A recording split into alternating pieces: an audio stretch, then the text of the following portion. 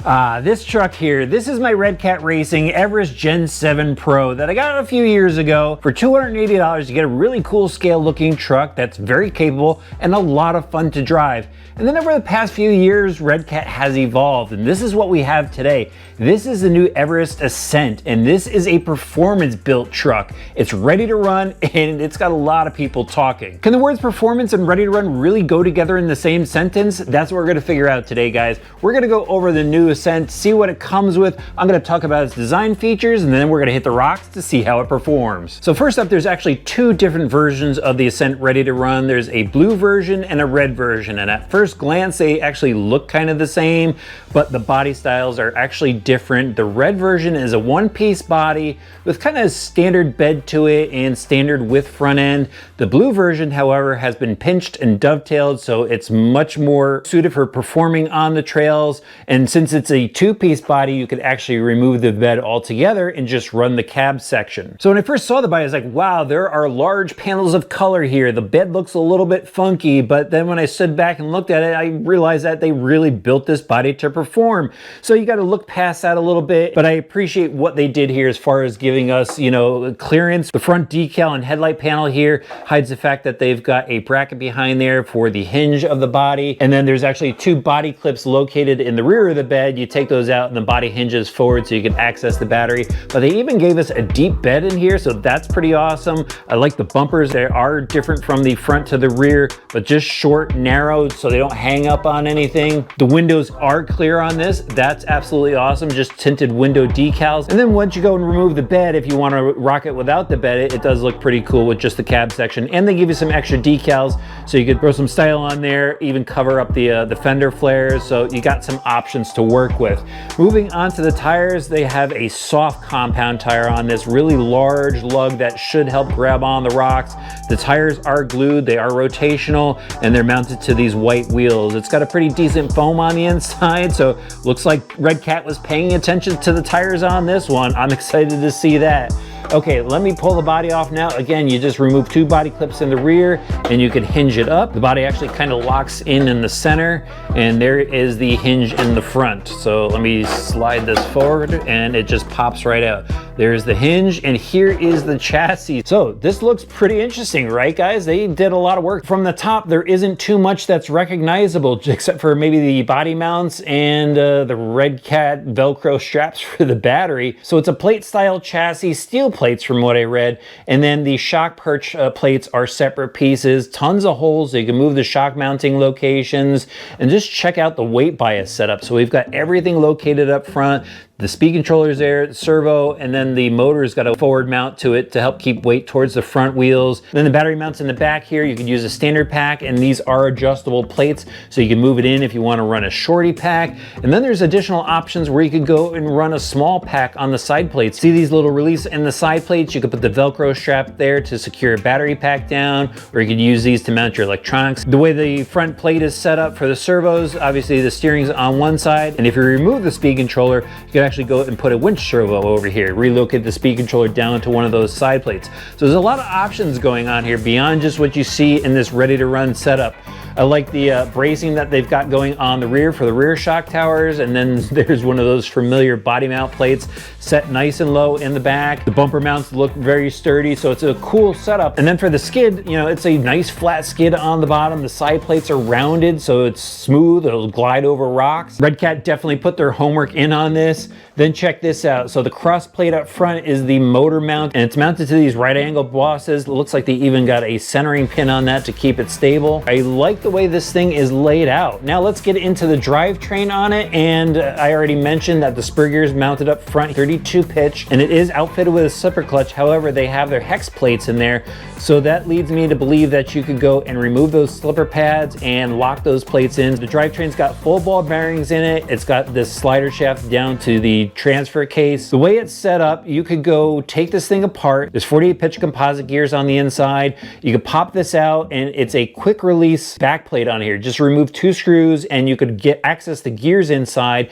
and they give you additional underdrive gears so you could go and underdrive the rear of the truck, 10% or 20%. So that's pretty awesome. The way it's set up out of the box is 0, so you've got full drive front and back, or you could make that change depending on, you know, your driving style. Very cool from Redcat. Flip it over, you got these sliding drive shafts in the center with the metal universals, of course, and then these look familiar to a lot of people. It is their portal axle set. These are pretty proven from Redcat. They've improved them over the first generation of them. They're a lot more durable now, but they've got universals out to the portals, steel gears in the portal housings themselves, ball bearings which are rubber sealed, and then metal ring and pinion gear, and an aluminum spool that the ring gear mounts to. Next up, the suspension. There's aluminum body shocks on this, and it's a very cool shock setup. So we've got the mini springs, so you got lots of tire clearance, and then the way the spring setup is, they have an internal spring, so it helps prevent any unloading when you're crawling through the rocks.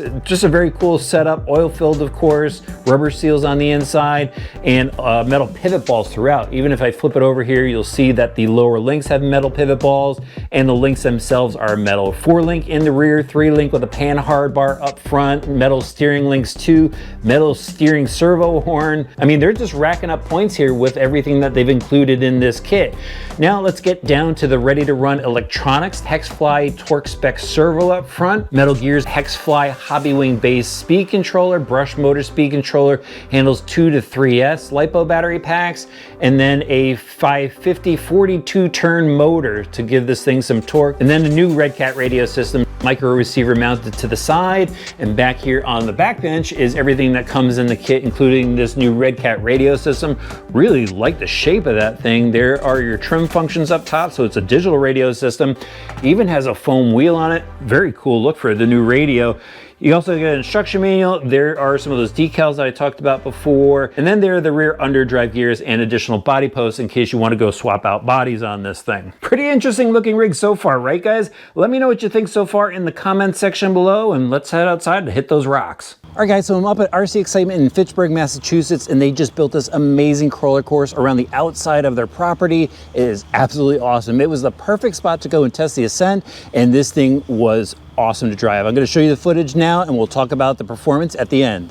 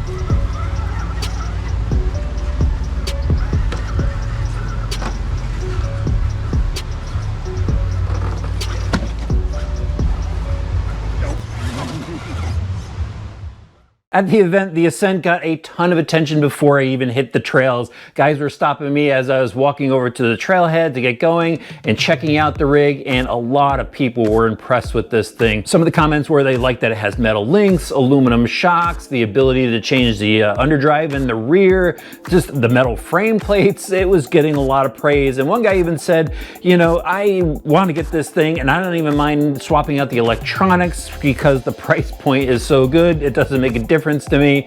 So it was a lot of positive feedback on this truck. And then when I hit the trails, it was absolutely awesome. So much fun to drive. There was a lot of different obstacles to challenge it on, from wooden bridges and inclines to rocks and dirt. So I ran the full variety of obstacles with this thing, and it does so well. First thing I noticed was the steering.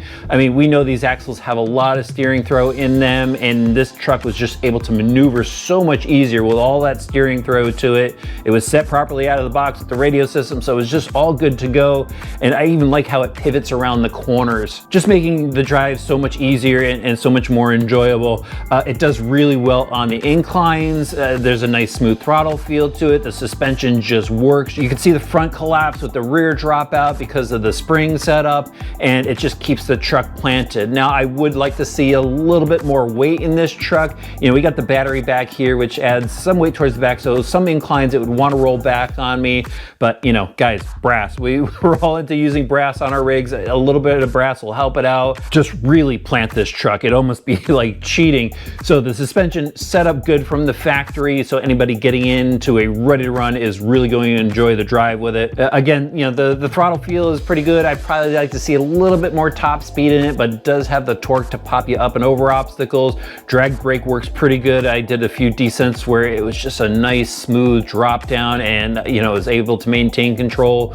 Rolled it a few times, of course. It wasn't a perfect drive, and actually towards the end I rolled it over into a mud puddle, and unfortunately I didn't get it on camera, but I actually submerged the truck, and unfortunately about 10 minutes later, I guess a little bit of water got into the servo. It is a waterproof servo, and it stopped working, and they've sold tons of these servos, so it was probably, you know, one of those one-off incidents that happens here and there. But I've already got a reef servo slated to go in here. Can't wait to drive this thing again. They did an awesome job with it. The only things I'd say to look out for is, number one, before you pull this out on a trail, make sure you go and cut out the bed wall so you could pass your battery lead through to it. There's no notch. You don't want the battery insulation rubbing on a Lex end edge that could possibly cut it. The other thing too is the stock wheel and tire setup hits the body at full articulation. When you're turning, you probably heard some clicking going on, and that's an easy fix, guys. You just take your Lex hand scissors, you cut the arch a little bit more, just something we do in the RC world. And if you're gonna run smaller tires on it, then you probably don't have to cut it anyway. And that's what you guys really need to know. I think this rig has a bunch of other manufacturers going, oh boy, we've got something to look out for, because at just under $300, you're getting a lot of truck here, a really good value. And I'll have links right in the video description below. While you're there, let me know what you think about the rig in the comments.